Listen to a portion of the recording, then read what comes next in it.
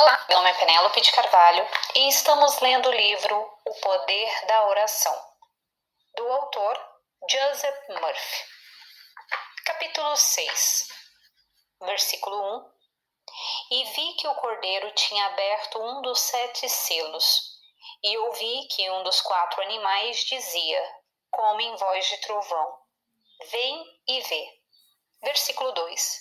E olhei e vi um cavalo branco, e o que estava montado sobre ele tinha um arco, e lhe foi dada uma coroa, e saiu como vitorioso para vencer. Versículo 3. E tendo aberto o segundo selo, ouvi o segundo animal que dizia, vem e vê. Versículo 4. E saiu outro cavalo vermelho, e ao que estava montado sobre ele foi dado o poder de tirar a paz da terra, a fim de que se matassem uns aos outros. E foi-lhe dada uma grande espada. Os 4 cavaleiros do Apocalipse são, na verdade, os 4 animais de que falamos, e os 4 animais em atividade dentro de nós tornam-se os 4 cavalos. Nós tomamos consciência do funcionamento de nossa mente, compreendendo o significado desses símbolos pitorescos. Não devemos considerar como história coisa alguma no livro da Revelação, pois ele é puramente alegórico e místico. É por isso que é ininteligível para a pessoa média, pois o seu assunto é velado numa linguagem simbólica. Nos tempos antigos, o segredo era sempre guardado com relação à ciência sagrada, com o objetivo único de guardá-la e preservá-la dos ditadores, déspotas e tiranos, bem como dos que eram considerados indignos de recebê-la. Os 4 cavaleiros representam os 4 elementos da nossa natureza, como os aspectos espiritual, intelectual, emocional e físico do nosso ser. O cavalo branco simboliza a presença divina em você, Deus, eu sou, e o ser superior, a sua natureza espiritual. Você monta no cavalo branco quando compreender que a sua própria consciência ou percepção é a única causa, substância e poder. Quando você confia completamente na presença de Deus, quando dá toda a sua lealdade e todo o seu devotamento à soberania e supremacia do poder único, você está realmente montando o cavalo branco.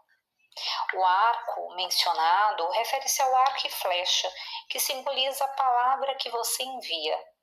A palavra é o seu pensamento e sentimento íntimo que você envia. Em outras palavras, se você tiver uma ideia, esta é a flecha que você aponta para a mosca do alvo. Se você acertar o alvo, muito bem. As nossas orações são atendidas conforme a nossa fé. Portanto, todas as orações são atendidas no nível de nosso consciente. A palavra pronunciada em voz alta ou baixa não nos volta vazia, pois segundo a nossa crença, assim nos será feito. Quando você monta no cavalo branco, usa uma coroa que simboliza vitória, realização, feitos. Quando você supuser que a força onipotente se movimenta a seu favor, será sempre o vitorioso. Não existe um poder que desafie Deus ou o Espírito, que sempre se move como uma unidade. Quando você reza ou pensa, compreenda que é a onipotência pensando em você e não há nada que desafie o poder único. Faça isso e maravilhas acontecerão quando você rezar. As escrituras orientais referem-se ao cavalo branco da seguinte maneira. Prajapati disse, quem a ti, Deus, procurar, sob a forma de um cavalo branco, te encontrará. Segundo as antigas lendas védicas, o sol era chamado de cavalo do zodíaco, que morria para salvar toda a carne. Esta é mais uma forma da grande alegoria do sol, comum a todas as religiões do mundo. O nascimento, morte e ressurreição do sol representam a mente despertando para o Deus interior. Depois a morte da ignorância, do medo e da carência. E a ressurreição das qualidades e potencialidades de Deus se realiza. É disso que trata a religião. O cavalo vermelho simboliza a mente vitalizada por um desejo forte e maravilhoso de ser, de fazer e ter. O desejo é a base de todo modo concebível de vida. O desejo é a mola mestra de toda ação, é a causa de todo sentimento e ato. Quando você deseja, quer produzir algo que só existe em sua mente. O desejo é a base de todo progresso, é a força por trás de todas as coisas. O desejo indica uma preferência por uma coisa em vez de outra. Implica uma seleção. O desejo é a voz de Deus em você, dizendo-lhe que se eleve mais. O desejo e a realização estão unidos como causa e efeito. Quando temos um desejo, há luta em nossa mente, porque nos achamos num estado dividido. A espada do espírito significa a percepção do poder espiritual que dissipa toda a negação na mente e traz a paz. A dúvida, o medo, as crenças tradicionais e preconceituosas, a prova dos sentidos, os veredictos do mundo e as circunstâncias nos desafiam em nossa mente. Devemos usar a espada da verdade, compreendendo que podemos vencer todos os problemas com o que sabemos. A nossa confiança e fé derivam da percepção do poder espiritual e da sua receptividade a nós e ao que nós pedimos, acreditando que receberemos. Você monta no cavalo vermelho quando sabe que o Deus que lhe deu o desejo é o mesmo Deus que o satisfaz, e é fácil ao Pai interior realizar isso.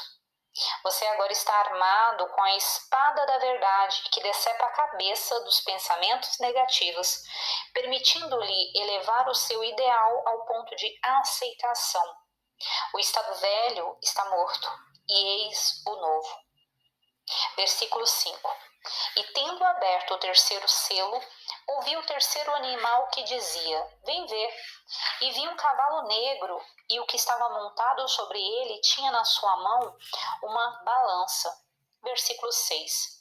E ouvi como que uma voz no meio dos 4 animais que dizia: uma medida de trigo por 1 dinheiro, 3 medidas de cevada por 1 dinheiro, mas não causes dano ao vinho nem ao azeite. Um dos significados de cavalo negro é o falso conhecimento e a ilusão é o cavaleiro. Vou ler novamente. Um dos significados de cavalo negro é o falso conhecimento e a ilusão é o cavaleiro. Mas agora você está positivo e definitivamente chegando a uma decisão ou um estado de equilíbrio em sua mente. O trigo e a cevada são substâncias de pão, significando o alimento do mundo ou as crenças preconceituosas. Medimos isso com uma medida pequena, não dando poder algum ao medo, à dúvida e às ideias preconceituosas. Então, a limitação ou o problema morrem de fome, pois jejuamos do medo e das falsas crenças e nos regalamos com a fé e a confiança no poder único que faz todas as coisas. Pesamos todas as coisas, raciocinando espiritualmente, sabendo em nosso íntimo que o medo, a dúvida e a preocupação não têm poder, nenhum princípio por trás deles, nada que os sustente e que são um aglomerado de sombras sinistras na mente, uma ilusão de poder. Você monta o terceiro cavalo quando olha para o seu desejo e o pesa no estado de espírito de receptividade, dizendo decidida e incisivamente a si mesmo: isto vou aceitar. Vou imaginar, sentir e continuar a ouvir as boas novas da possibilidade da realização do meu desejo e farei com que aconteça. Você baixou o braço da balança a favor do seu desejo e em sua mente não há discussão. Você monta o cavalo negro como um cavaleiro exímio quando dá atenção às boas novas em vez de à limitação e à negação. Nós não desperdiçamos o azeite e o vinho, o que é uma exortação para para protegermos o crescimento do amor, azeite para Deus e o bem, e da sabedoria, vinho, que é uma percepção da presença e poder de Deus e do modo de libertar os tesouros ocultos. Continuação do capítulo 6, versículo 7. E tendo aberto o quarto selo, ouvi a voz do quarto animal que dizia: Vem ver. Versículo 8. E apareceu um cavalo amarelo, e o que estava montado sobre ele tinha por nome Morte, e seguia-o o inferno. E foi-lhe dado poder sobre as 4 partes da terra, para matar a espada, a fome e com a morte natural, e por meio das feras da terra. O cavalo amarelo significa a morte, isto é, a morte do velho estado e o nascimento do novo. Quando alguma coisa morre, algo nasce. Todo fim é um princípio. Antes que alguma coisa seja criada, algo deve ser destruído. Você deve manter a ideia ou desejo em sua mente até não o desejar mais. O desejo agora está morto. Assim como uma semente sofre a dissolução no solo, doando ou liberando a sua energia para outra forma de si mesma. O seu desejo penetrou nas camadas mais profundas da mente subconsciente e o novo estado agora aparecerá. Você deve morrer para sua limitação atual antes de poder viver para aquilo que deseja ser. O inferno, mencionado no versículo 8, significa Hades, a morada dos mortos, ou o ser subjetivo onde o velho estado é consumido e nasce o novo. Por meio da oração, você muda a mente subconsciente, então desaparece o estado ulceroso ou canceroso. Seja qual for o problema ou a dificuldade, deve-se a um padrão negativo na mente subconsciente. E quando modificamos o subconsciente, a manifestação objetiva deve desaparecer. A quarta parte mencionada significa o seu corpo, ambiente, condições e circunstâncias. Quaisquer problemas que você possa ter em qualquer fase de sua vida podem ser transformados com a espada da verdade, pelo jejum mental do problema e regalando-se até se saciar com a solução. Depois ocorre a morte ou dissolução do velho, e o ser infinito renova todas as coisas. Versículo 9. E tendo aberto o quinto selo, vi debaixo do altar as almas dos que tinham sido mortos por causa da palavra de Deus e por causa do testemunho que tinham dado. Versículo 10.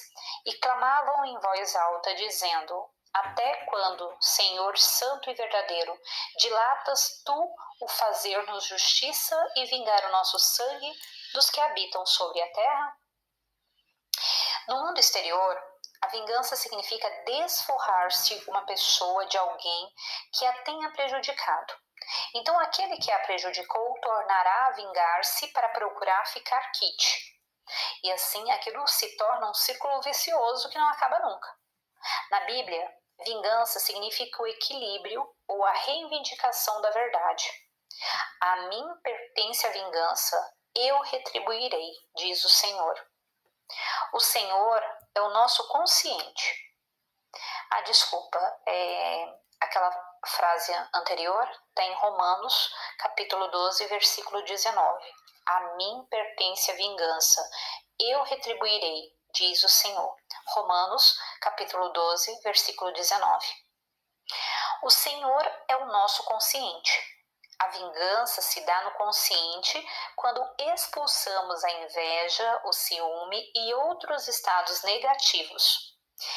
Vi debaixo do altar as almas do que tinham sido mortos e os substituímos por valores espirituais, as verdades eternas.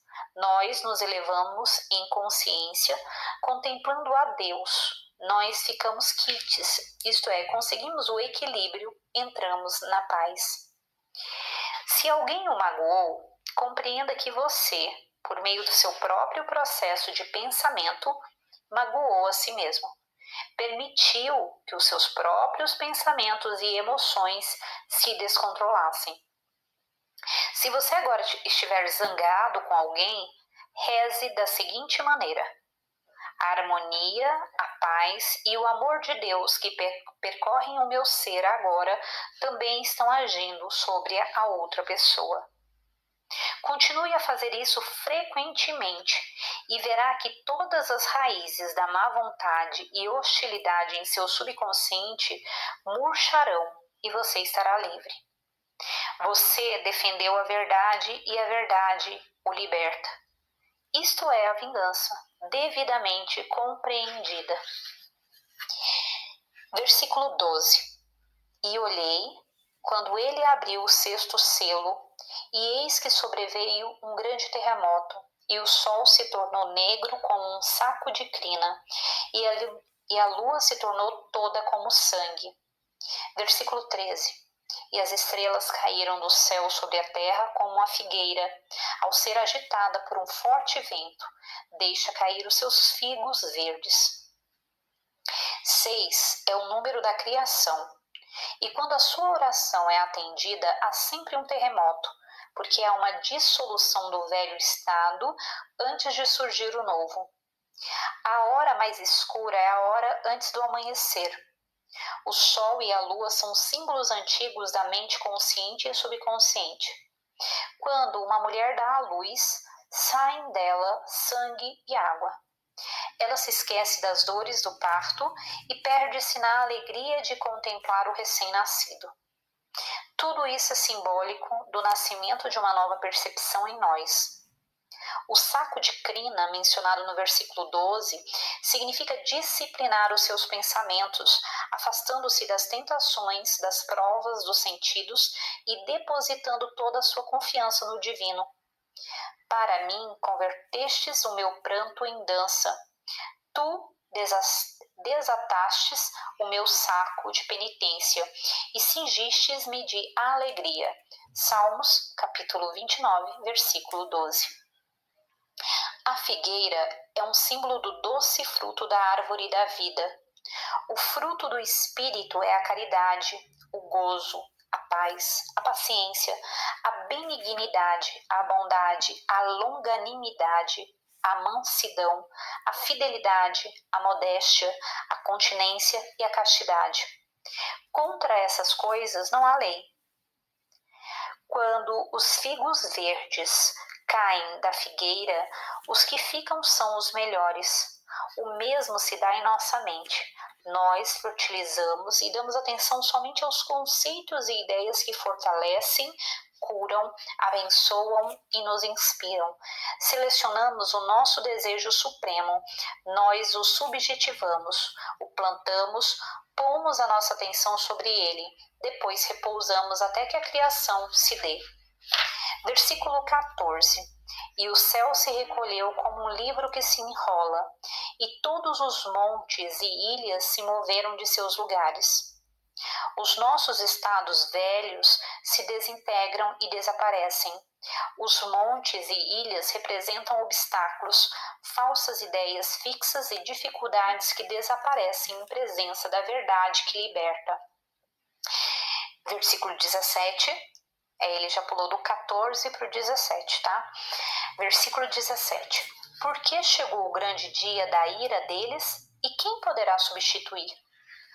A ira de Deus é a ação do poder espiritual em seu corpo, mente e ambiente.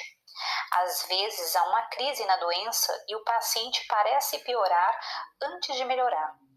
A presença salutar está agindo, destruindo todas as bactérias ou organismos virulentos e de repente a temperatura cai, o paciente sorri e segue-se a cura. O processo purificador da mente e do corpo chama-se de ira de Deus. A ira de Deus não significa a fúria de um Deus zangado. Ao contrário, significa a atividade do poder divino, fazendo do caos a ordem e restabelecendo a sua vida e seus negócios de acordo com o método divino, que é ordem, harmonia e paz. A ira de Deus poderia ser comparada a uma faxina anual, em que tudo na casa é tirado dos lugares e há poeira por toda parte. Só quando você termina e recoloca tudo em seu devido lugar é que verá a ordem divina em toda parte. O dia da ira de Deus em sua vida é algo que vale muitíssimo a pena experimentar. pois significa Deus em atividade em sua vida. Daí resultando harmonia, saúde, paz e fartura. Versículo 1. Depois disto, vi 4 anjos que estavam sobre os 4 ângulos da terra, sustendo os 4 ventos da terra, para que não soprassem sobre a terra, nem sobre o mar, nem sobre árvore alguma. Versículo 2.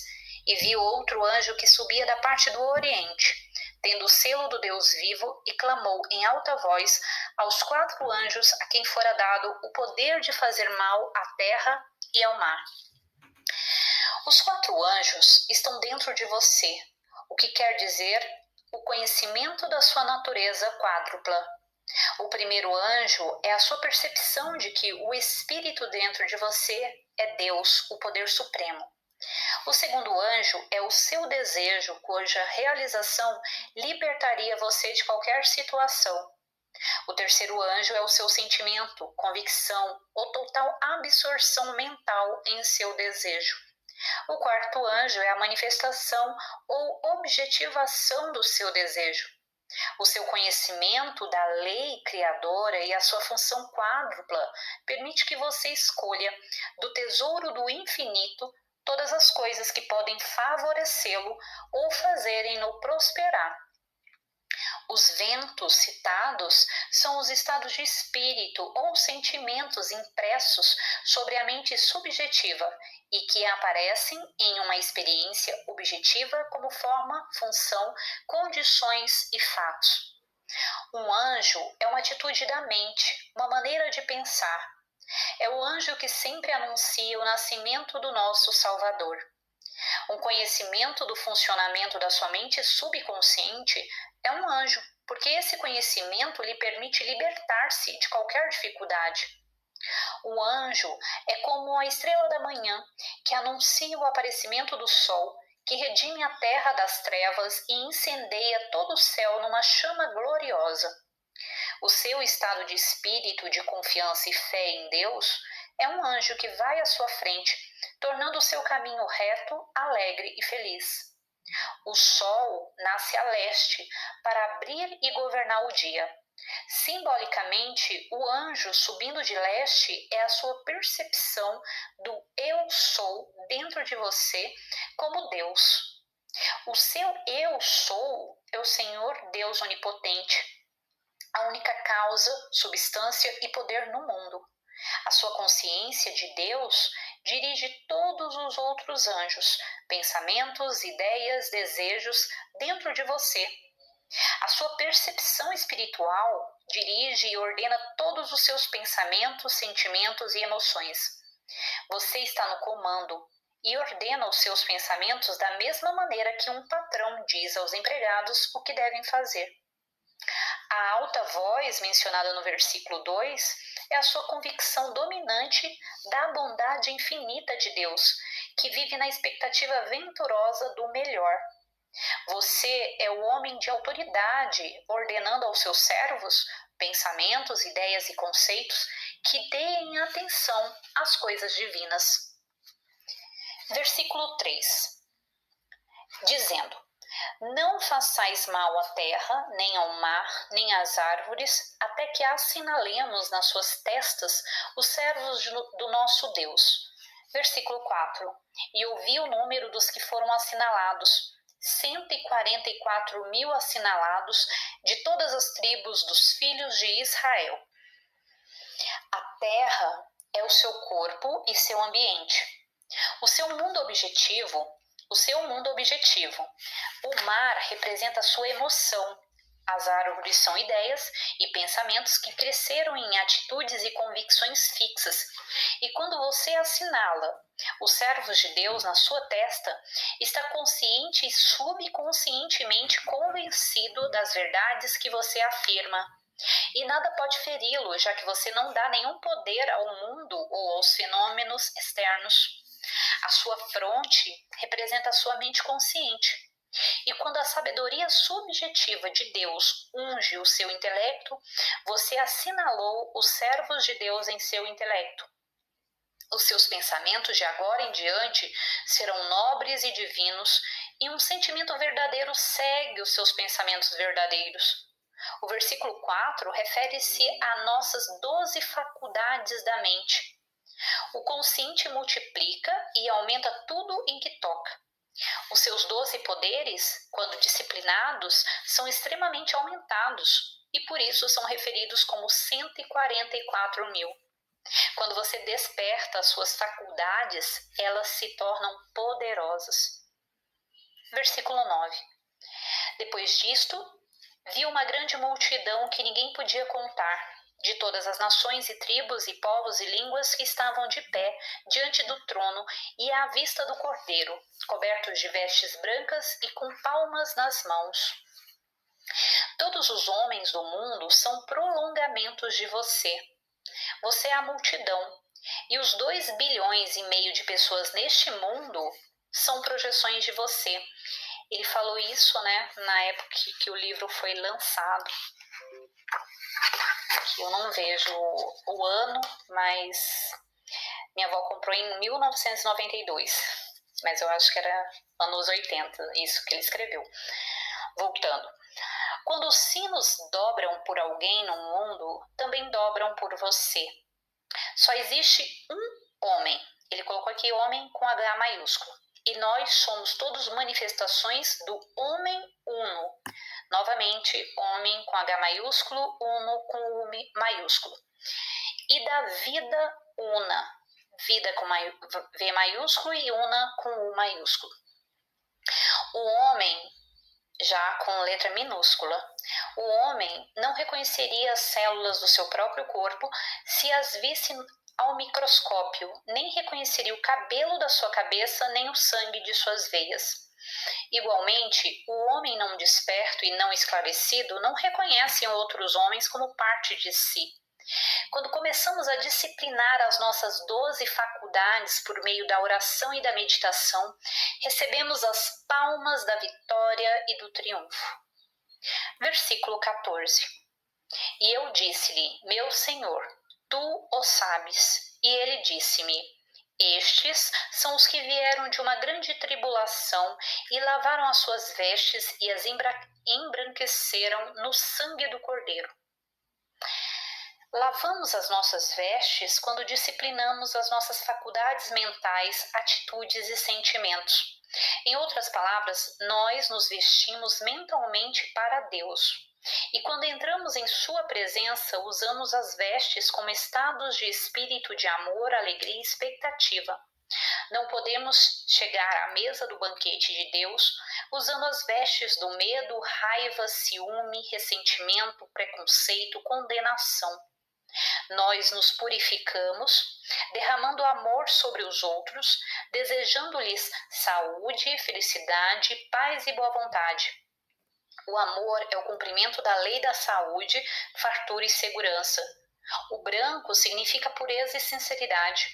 O sangue do Cordeiro significa a vida e o amor de Deus.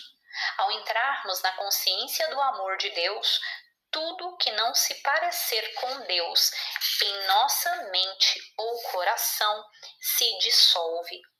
O sangue significa vida e a vida é amor e Deus é amor.